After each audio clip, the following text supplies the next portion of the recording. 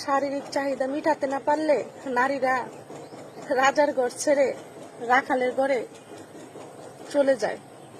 আবার সেই নারী বলে পুরুষ নাকি নারীর দেহের পাগল। আহা নারী, তুমি হচ্ছে ছলনাময়ী, বহুরূপী। কারণ পুরুষের ভালোবাসার বোঝার ক্ষমতা আসলে সব নারীর থাকে না। কথাটা তিতা হলো একান্তই সত্যি। মেয়ে হয়ে জন্মাইছ মানে তুমি চোখ থাকতে অন্ধ, কান থাকতে ভয়রা, মুখ থাকতে বোবা।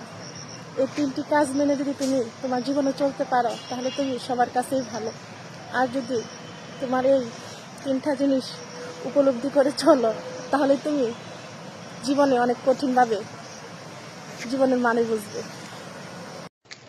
ভালোবাসা হলো এমন এক অদ্ভুত বিষয়, যেখানে তুমি ভালো থাকবে সেখানে তুমি ভালো থাকার জন্য সবকিছু করতে পারবে।